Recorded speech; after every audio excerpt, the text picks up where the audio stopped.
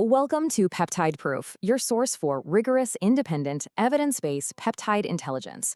Today, we're looking at Matrikines, the skin's built-in blueprint for collagen repair.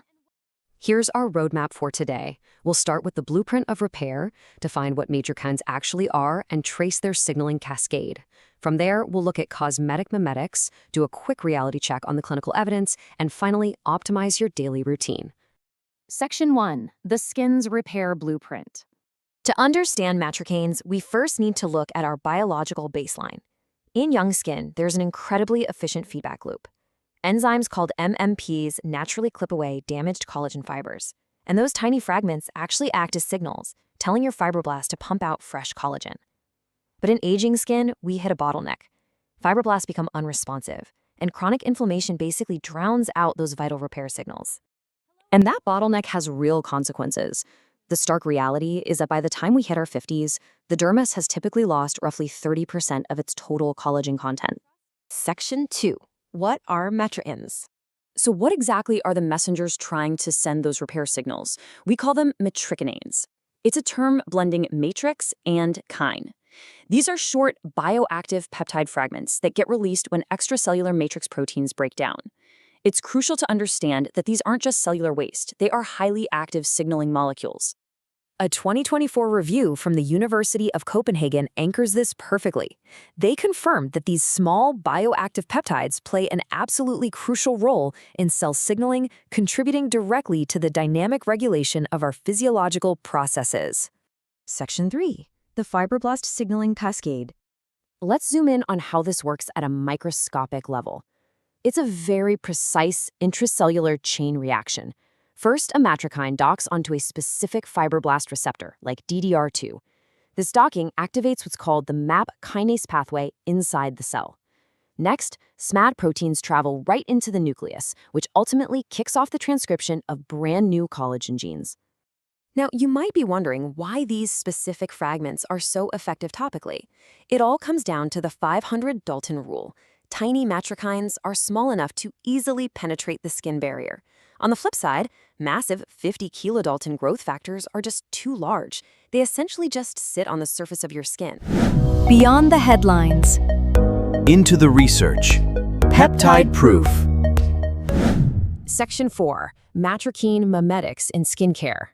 So, how does the cosmetic industry biohack this natural signaling pathway?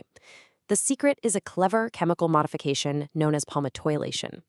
By attaching a 16-carbon fatty acid tail to a normally water-soluble peptide, it becomes fat-soluble.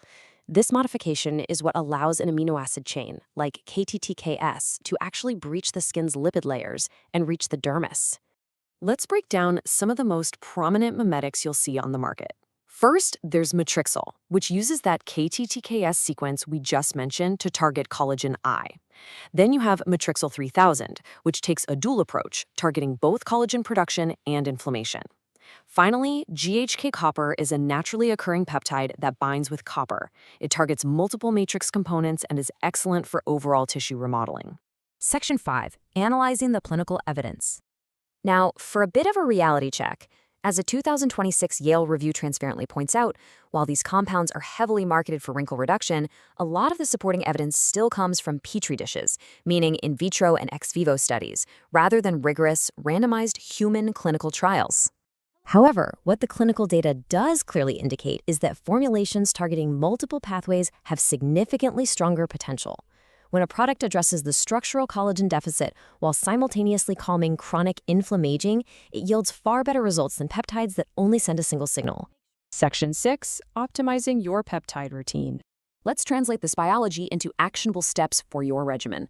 First, you have to understand that more peptide does not biologically equate to better results. Matrikine receptors follow a bell-shaped curve. There's an optimal dose that triggers maximum collagen synthesis. If you use an excessive dose, you can actually desensitize the receptor and suppress collagen production entirely. To really optimize your protocol, here is a quick checklist. First, commit to 12 to 24 weeks of consistent use for true visible remodeling. Second, apply your peptides to clean skin, ideally with a pH between 5 and 7. Third, let the product fully absorb before you layer on any highly acidic products, like your vitamin C. And finally, be a bit cautious with water-based dropper formats as they can be prone to rapid peptide degradation. It all leaves us with an important question to consider. Are your active ingredients fighting your aging biology, or are they working directly with its built-in blueprint? That's all for this episode. Like and comment to receive materials from us. Thanks for watching, and we'll see you next time.